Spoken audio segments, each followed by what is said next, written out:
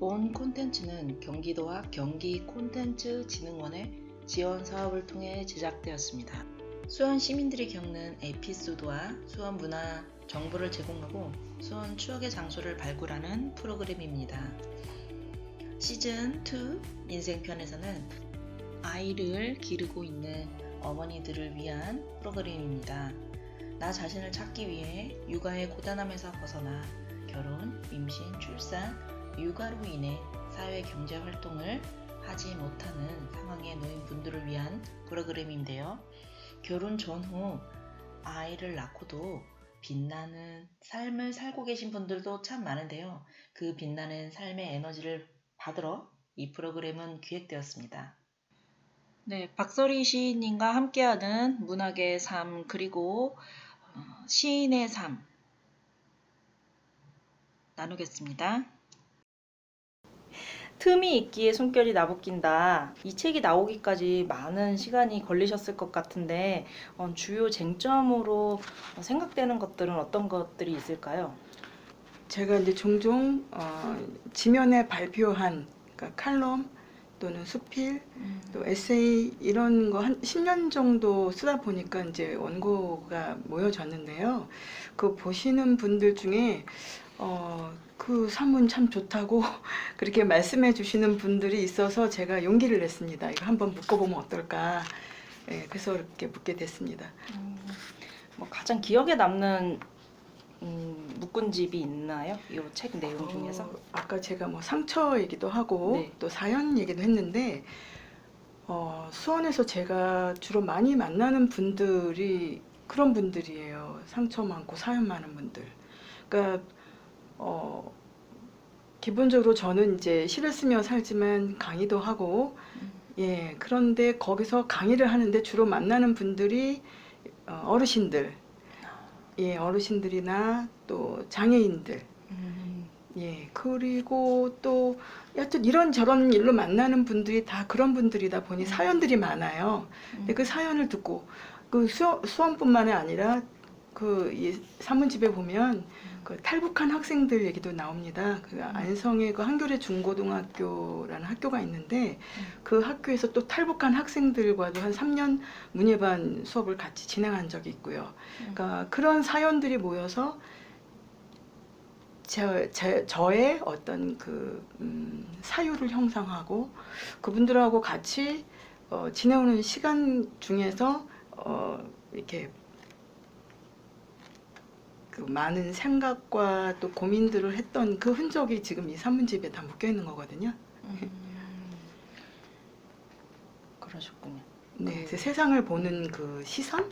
예, 그러니까 그 어쨌든 그게 관계고 그게 사회고 그렇거든요. 그래서 그런 시선들과 사연들이 모여 있는 게 저 한 권의 산문집으로 묶인 거죠. 네. 그 시나 또 소설 같은 경우도요. 과거에 제가 이제 접했던 시 소설하고 경향이 또 많이 달라졌거든요. 색채가, 신세대, 네. 예, 그 세대들이 또 좋아하는 그런 시와 소설은 또 다르더라고요. 그래서 이 젊은 감각으로 읽는 또는 네, 트렌드라는 게 있어요. 그래서 그런데 제가 이제 보면서 약간 걱정을 했던 부분은 어쨌든 시집 한 권에서 첫 시집에서 반짝 이제 이렇게 스타가 돼요. 똑같아요. 연예계랑 똑같더라고요. 스타가 되고 그 스타가 된 시인이나 소설가가 결국은 이제 두 번째 시집, 또 세 번째 시집 쭉 하는 동안에 그 이 팬덤이 형성이 되고 그렇게 해서 이제 되는데 제가 이제 걱정했던 거는 소비되는 것 같은 느낌.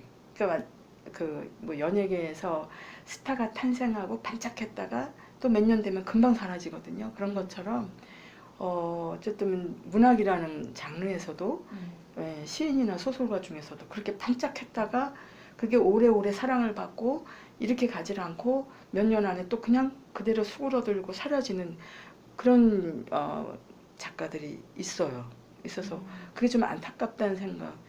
제가 쓴 산문에도 그 얘기가 있거든요. 소비되는 이 방식, 시도 소비가 되는구나, 시인도 소비가 되는구나라는 그런 생각을 한 적이 있는데 그게 조금 좀 걱정이 되는 부분도 있죠. 빠르게 그런 문물들이 한꺼번에 또 들어오면서 자극적인 것들을 또 끊임없이 추구하고 있는 세대가 그런 세대가 됐고, 예.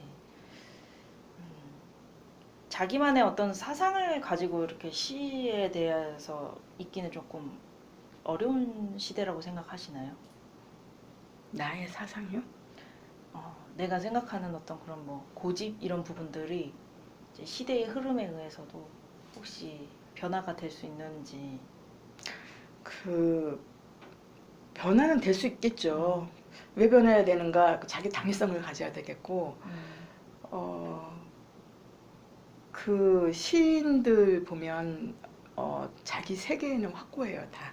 그러니까 제가 아까 말씀을 드렸던 시가 어쨌든 기교나 이 표현에 치중하고 뭐 이런 시인들도 있지만 대부분은 그런 시인들조차도 자기 나름의 시론이 있어요. 시란 이런 것이다. 아니 시가 어쨌든 읽혀야 되는 거 아니냐. 그래서 나는 감각적인 시를 쓸 거다. 그래서 그 독자들의 굳을 수 있는 그런 감각을 일깨워주고 다른 신선한 감각으로 이걸 이 사물을 한번 보여주고 싶다. 이것도 자기의 시론이에요. 예. 그러니까 그런 시론들을 다 가지고 있어요. 이게 뭐 10년, 20년, 30년 쓰시는 분들이 그러는 과정에 또 이제 그러겠죠. 어느 날은 감각만 가지고 시를 쓰다 보니 진짜 공허해지는 부분이 있네. 시가 감각이 전부인가? 그건 아닌 것 같고 나는 뭔가 내 사유가 담긴 감각뿐만이 아니라 내 사유가 담긴 시를 또 많이 쓰고 싶다 그러면 또 그렇게 쓰겠죠. 그게 하나의 변곡점이 되는 건데 그 사람마다 그 변곡점은 다 다른 거고 그러니까 그런 2003년에 등단하면서 그 이후에 한 5년 10년 지나가면서 그 생각을 했어요. 등단하기 진짜 잘했다. 왜냐하면 다른 의미보다 그때부터 공부 시작했어요. 대학원 가고 물론 그 전에 국문과를 나왔지만 뭐 저거 아니요 시인이 될 생각이 없었기 때문에 창작은 아니었거든요. 그래서 그때부터 이제 시를 다시 배우고 그러면서 제 이 세계에 대한 이해를 높이기 위해서 철학 서적, 그 다음에 과학 서적, 또 뭐 인문학 서적 다 찾아서 읽기 시작했어요. 그래서 뭐 전집들 갖다 내고 플라톤 전집, 니체 전집. 저 옛날에는 꿈도 안 꾸던 갖다 놓고 공부하기 시작을 했는데 그게 한 5년, 10년, 뭐 15년 이게 지나다 보니까 제가 참 스스로 생각해도 많이 넓어졌구나, 많이 넓고 깊어졌구나 시선이. 세상을 바라보는 시선, 이해하는 방식 이게 그 전보다 참 많이 깊고 넓어졌다고 스스로 이제 생각하게 되는 때가 있더라고요. 그래서 저는 시를 쓰기 참 잘했다고 생각을 합니다. 네. 여러분은 지금 박서리 시인님과 함께하고 계십니다. 수원 세상과 사랑 그리고 추억 인생편이고요. 박서리 시인님께서 시인이 되고 싶은 모든 이들 그리고 등단 작가를 꿈꾸는 모든 이들에 대한 조언과 노하우 계속해서 들어보시죠. 일반 사람들도 시를 쓰는 거 어떤 치유 이제 이런 부분들이 있잖아요. 어린 친구들부터 노년에 이르기까지 시를 쓰면은 어떤 부분들이 더 좋아지고 이제 이런 부분들을 또 말씀해 주실 수 있을까요? 보다 쉽게 읽히는 시들이 지금 독자들의 많은 사랑을 받는 경우가 많다. 기본적으로 그럼 독자들하고 소통하고 공감이 되는 시가 이제 독자들이 읽는 시가 되는 거예요. 근데 일단은 시작하실 때 처음엔 내가 좋아하는 시 읽으세요. 다만 우리가 시를 쓸 때 가장 이제 경계해야 될 게 상투성이거든요. 시에서 뭐 글을 썼는데 이 글은 참 상투적이야. 그럼 이게 이제 최악이라는 뜻이에요. 예, 상투성은 글 쓰는 사람들이 또한 시인들이 가장 멀리해야 될, 또 극복해야 될 어떤 것이거든요. 그래서 상투성을 배격하고 이제 가장 이제 나만의 눈으로 볼 수 있는 것. 이번에 예를 들면 여름에 대해서 시를 쓴다고 했을 때 이건 딴 사람이 못 쓸 거야. 이건 나만이 쓸 수 있는 거야. 나만이 쓸 수 있는 여름을 보이면 그게 소통하기 되게 좋은 거예요. 저기 읽는 사람들도. 그래서 그렇게 시작하시면 아마 좋은 시를 쓰실 수 있을 것 같습니다. 예, 저도 종종 시창작 강좌를 이제 진행하기도 하고 네. 그런데 그때 이제 얘기할 때 제일 먼저 그 얘기부터 먼저 하거든요. 갓 태어난 송아지의 눈으로 세상을 바라보라. 갓 태어난 송아지에게 그 세상은 어떨까요? 온통 신비롭고 경이롭고 낯설고 그러겠잖아요. 그러니까 우리는 늘 같은 시간에 예를 들면 출근하고 퇴근하고 일상이 뱅뱅 돈다는 생각을 하잖아요. 근데 그게 아니라 만약에 지금 내가 갓 태어난 송아지라면 지금 이 순간을 어떻게 바라볼까? 그렇게 시작을 하면 그러면 이제 상투성은 들어설 자리가 없어요. 네. 상투적이라는 뜻이 혹시 어떤 거죠? 일반적으로 쓰는 이런 거죠.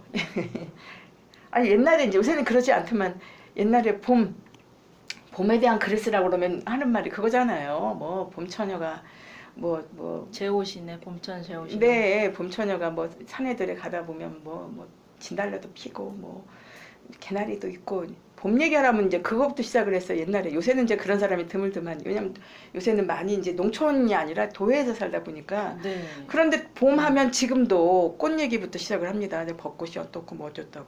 근데 그런 얘기는 누구나 할 수 있는 얘기예요. 그러니까 그렇게 누구나 할 수 있는 얘기는 굳이 내가 많은 사람들이 다 할 수 있는 얘기도 굳이 제가 할 이유가 없죠. 그런데 이번 봄이 나한테 특별히 아프게 다가왔다든지 이번 봄에 난 특별히 나만의 어떤 것을 하기 시작했다든지 이런 얘기로 봄을 채우면 되는데 그냥 남들 할 수 있는 뜬구름 잡는 얘기예요. 그 봄이 와서 날씨 화창하고 꽃들 만발해서 이쁘고 이거는 누구나 다 알잖아요. 예, 그러니까 그렇게 누구나 알 수 있는 얘기를 굳이 왜 나까지 거기서 쓸까? 그런 거는 이제 실패라는 얘기는 이제 문학적인 네. 측면에서 봤을 네, 때 네. 실패할 확률이 높습니다. 네. 예. 굉장히 의미 있는 말씀이라고 생각합니다. 네. 나만의 눈으로 네. 나만의 것들에 나만의 경험을 같이 녹여서 나만의 표현 방식으로 시를 쓰다 보면 치유도 되고 네. 네, 예. 사회에 또 어떻게 이로움을 줄 수도 있다. 상투적인 지향은 좀 피하라. 네. 네. 이런 뜻이었습니다. 네. 요즘은 예전보다는 등단 작가 하기가 더 힘들잖아요. 이제 등단 작가를 준비하고 있는 어떤 그런 뭐 많은 사람들한테 혹시 희망을 주는 어떤 메시지 이런 부분들이 있을까요? 글쎄요. 등단을 준비하는 분들 너무 조급해하지 마세요. 왜냐면 네, 저는 이제 제 경험을 바탕으로 이제 얘기를 하자면 제가 아까 말씀드렸잖아요. 저랑 같이 그 90년대 후반에 1990년대 중반 후반에 도립도서관에서 같이 시합평회를 하시고 했던 분들 다 등단을 했고 결국은 그렇게 한 길을 꾸준히 걸어가다 보면 그 기회가 옵니다. 예, 그러니까 너무 조급해하지 마시고요. 그 시간들을 즐기세요. 내 작품을 쓰면서 거기서 이제 오는 즐거움, 그 다음에 또 근데 혼자 하시기 힘드시면 가장 좋은 방법 중에 하나가 한 3-4사람 같이 네, 그게 서로 힘이 돼요. 그래서 동인을 결성하든 그렇게 해서 같이 스터디를 하면 같이 창작 활동을 같이 하면 굉장히 도움이 된다는 거. 그리고 스스로를 의심하지 마세요. 내가 이 길을 꾸준히 가다 보면 언젠가는 나한테 기회가 올 거야 라고 스스로를 믿고 가셔야 합니다. 네. 지치지 마시고요. 제가 참고로 하나 말씀드리자면 저랑 같이 그 대학원 가기 전에 그 평생교육원이라고 하죠. 거기서 공부했던 분이 있는데 그분이 혼자 20년, 15년 이상을 혼자 공부를 했어요. 혼자 소설 쓰고 그 사람은 소설 쓰는 사람이었는데 결국은 15년 늦게 어쨌든 등단을 했어요. 저기 문학동네로. 그분 지금 뭐 전국적인 유명한, 왜냐면 청소년 소설을 쓰다 보니까 그 전국적으로 강연 요청에 쇄도를 해서 스케줄표 짜가지고 지금 이렇게 1년 단위로 하고 계시더라고요. 그러니까 그렇게 그 길 쭉 가다 보면 언젠가는 알아주는 사람이 있는 거고 뒤늦게라도 그런 기회가 온다는 거. 네. 네. 많은 힘이 되리라 믿습니다. 네. 오늘 이제 마지막으로 작가님하고 이렇게 만나 뵙게 돼서 너무나도 영광이었고, 말씀을 듣는 내내 인터뷰가 아닌 한편의 어떤 강연을 듣는 느낌이어서 너무나도 감격스러워 그런 부분들이 순간순간마다 있었습니다. 네.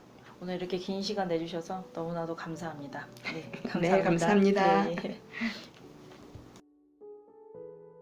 박서리 시인님의 틈이 있기에 숨결이 나부낀다라는 책의 내용은 산뜻하면서도 담백하면서도 굉장히 진실성이 있는 책이었습니다. 끝까지 가보지도 미학적으로 엄살을 떨지도 비겁의 자취를 통렬하게 드러내지도 못하는 어중간한 시인이지만 이제 막 시인의 길을 걷기 시작한 후배에게 한마디라고 멍석을 깔아준다면 버지니아 울프의 말을 들려주고 싶다. 사람들이 자신에 대해 말하는 것에 지나치게 신경을 쓰는 것이 예술가의 본성이다. 문학은 다른 이들의 여론에 제정신 이상으로 신경 쓴 사람들의 부서진 파편으로 뒤덮여져 있다. 그리고 그 시인이 유명 출판사와 첫 시집을 계약했다고 흥분과 불안이 뒤범벅된 얼굴로 찾아와 그 말을 전하는 순간에도 어쩔 줄 모른다면 우선 축하를 해준 뒤 차분하게 이야기를 해줄 것이다. 자신의 작품을 인정해주는 사람이 있다는 것, 그건 큰 격려와 힘이 되지. 그러나 그건 다만 그대에게 찾아온 선물이라고 생각하게, 선물을 누리되 너무 연연해 하지는 말게. 늘 칭찬만 하는 사람을 경계하고 작품에 대해 주변에서 뭐라고 하든 꿋꿋이 밀고 나가는 것, 이건 평생의 가업이다 생각하고 멀리 보는 것, 그게 좋은 작품을 오래 쓸 수 있는 비결이지.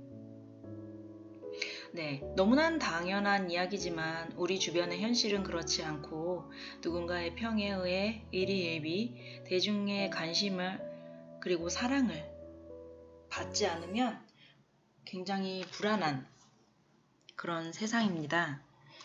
제가 박서리 시인님을 만나 뵀을 때는 정말 대단하다고 느꼈습니다.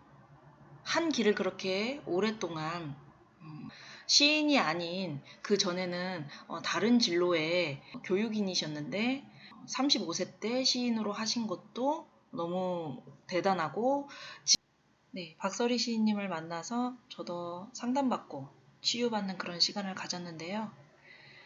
여러분들도 꿈을 꾸고 계시다면 시인이 아니어도 내가 내 스스로를 치유할 수 있는 어떤 그런 방법들, 그리고 제2의 인생을 시작할 수 있는 방법들에 대한 부분 많은 도움이 되길 바라겠고요. 저희는 다음 시간에 찾아뵙도록 하겠습니다. 수원 세상과 사람 그리고 추억의 이인혜였습니다.